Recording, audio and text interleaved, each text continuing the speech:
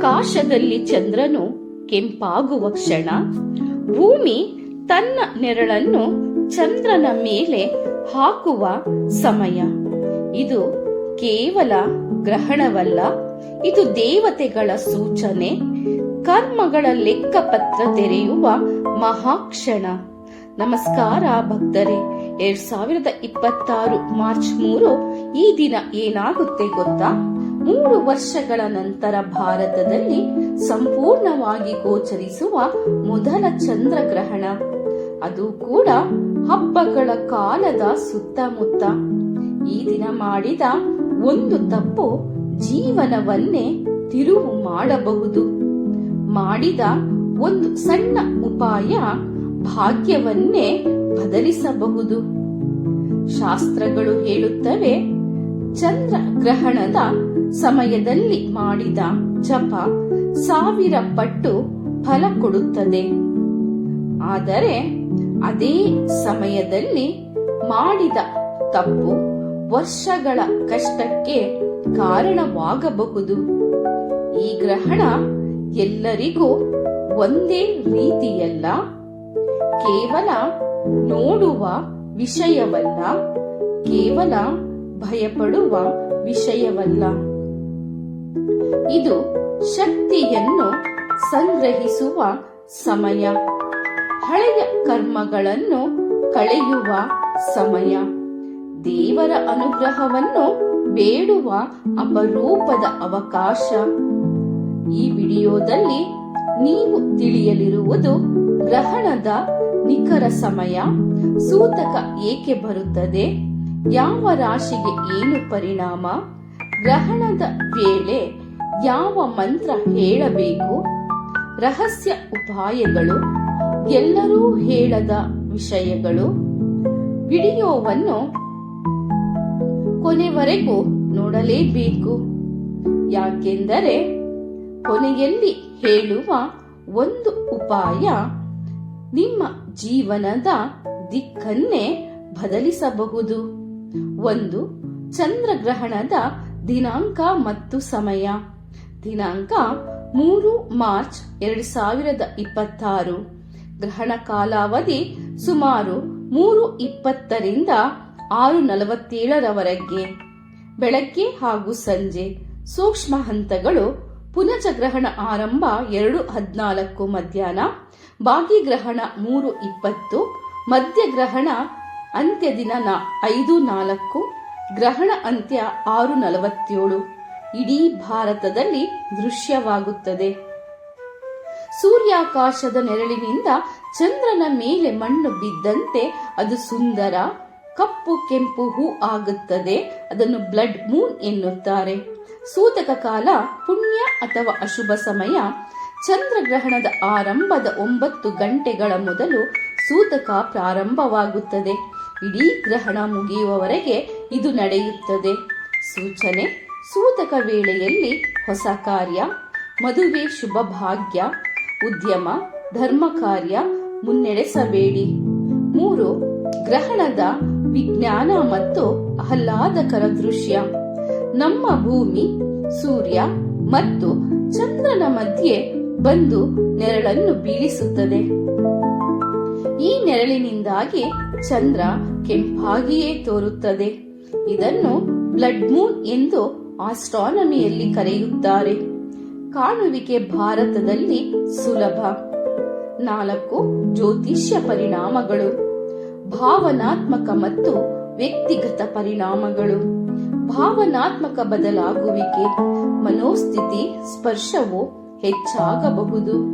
ಕೆಲವು ರಾಶಿಗಳಿಗೆ ಸಮಸ್ಯೆ, ಗೊಂದಲ, ಸಂಬಂಧಗಳ ತಳಹದಿ ಬದಲಾವಣೆ ಇವು ಆಗಬಹುದು.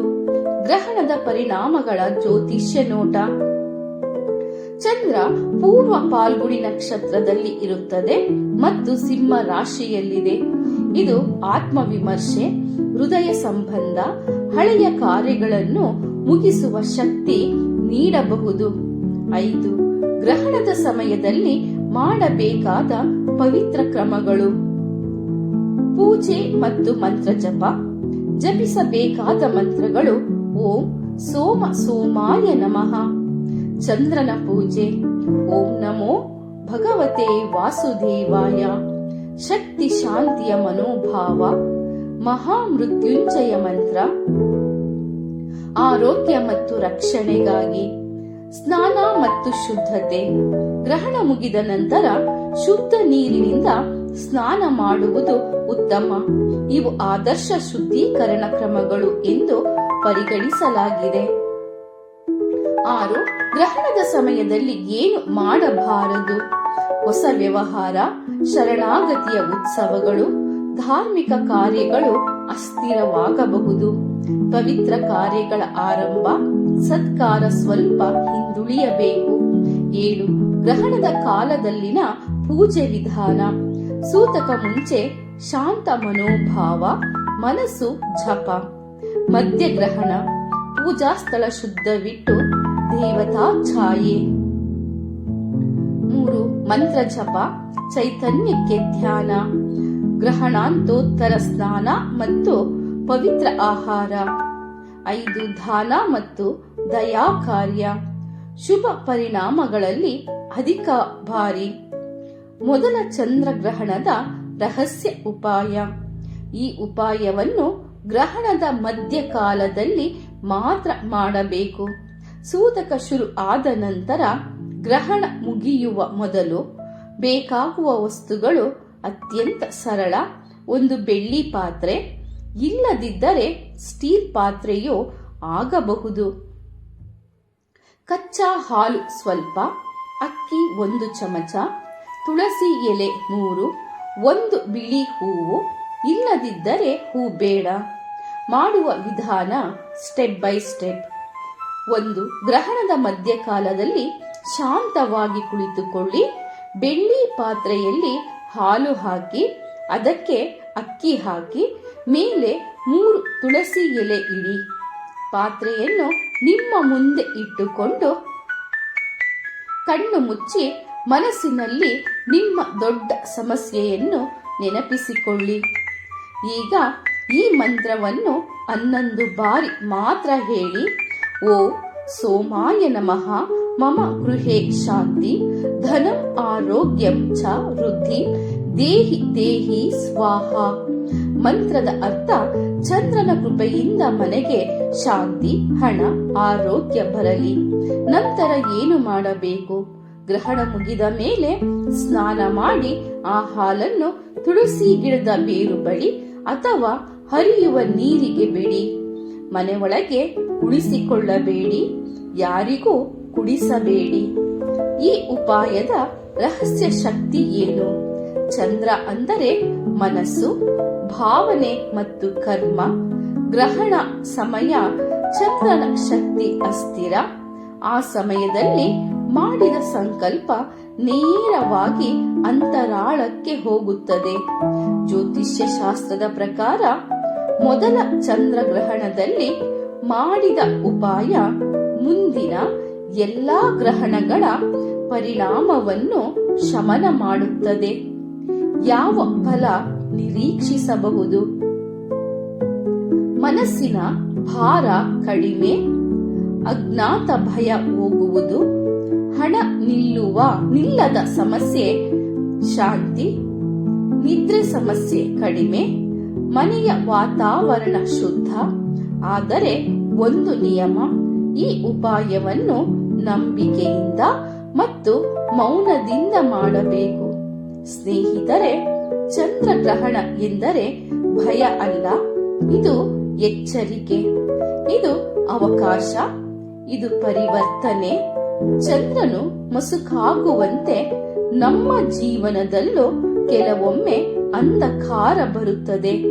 ಆದರೆ ನೆನಪಿಟ್ಟುಕೊಳ್ಳಿ, ಗ್ರಹಣ ಶಾಶ್ವತವಲ್ಲ, ಅದು ಮುಗಿಯುತ್ತದೆ. ಮತ್ತೆ ಚಂದ್ರನು ಪೂರ್ಣ ಪ್ರಕಾಶದಿಂದ ಹೊಳೆಯುತ್ತಾನೆ. ಅದೇ ರೀತಿ ಈ ಗ್ರಹಣದ ದಿನ ನೀವು ಭಕ್ತಿಯಿಂದ ಮಾಡಿದ ಒಂದು ಜಪ, ಒಂದು ದೀಪ, ಒಂದು ಶುದ್ಧ ಕಾರ್ಯ ನಿಮ್ಮ ಕಷ್ಟಗಳಿಗೆ ಅಂತ್ಯವಾಗಬಹುದು. ನಿಮ್ಮ ಭಾಗ್ಯಕ್ಕೆ ಹೊಸ ದಾರಿ ತೆರೆಯಬಹುದು. ಆದರೆ ಶಾಸ್ತ್ರಗಳನ್ನು ಲಘುವಾಗಿ ತೆಗೆದುಕೊಂಡರೆ ಅದರ ಪರಿಣಾಮವು ಅಷ್ಟೇ ಗಂಭೀರ. ನಂಬಿಕೆ, ನಿಯಮ ಮತ್ತು ಭಕ್ತಿ ಇವೇ ಈ ಗ್ರಹಣದ ನಿಜವಾದ ರಹಸ್ಯ. ಈ ಮಾಹಿತಿ ನಿಮಗೆ ಉಪಯೋಗವಾಗಿದೆ ಅಂದರೆ ಈ ವಿಡಿಯೋವನ್ನು ಲೈಕ್ ಮಾಡಿ, ನಿಮ್ಮ ಕುಟುಂಬದವರ ಜೊತೆ ಶೇರ್ ಮಾಡಿ. ಇಂತಹ ಧಾರ್ಮಿಕ ಜ್ಯೋತಿಷ್ಯ ಮಾಹಿತಿಗಾಗಿ ನಮ್ಮ ಚಾನೆಲ್ಗೆ ಸಬ್ಸ್ಕ್ರೈಬ್ ಮಾಡಿ. ಮುಂದಿನ ವಿಡಿಯೋದಲ್ಲಿ ಗ್ರಹಣದ ನಂತರ ಮಾಡಬೇಕಾದ ವಿಶೇಷ ದಾನ, ಯಾವ ವಸ್ತು ದಾನ ಮಾಡಿದರೆ ದೋಷ ಕಡಿಮೆಯಾಗುತ್ತೆ, ಯಾವ ತಪ್ಪು ಮಾಡಿದರೆ ಫಲ ಕೈ ತಪ್ಪುತ್ತೆ, ಅದು ಮಿಸ್ ಮಾಡಬೇಡಿ. ಜೈ ಶ್ರೀರಾಮ, ಜೈ ಮಹಾದೇವ, ಜೈ ಗುರು ರಾಘವೇಂದ್ರ ಸ್ವಾಮಿ. ಧನ್ಯವಾದಗಳು.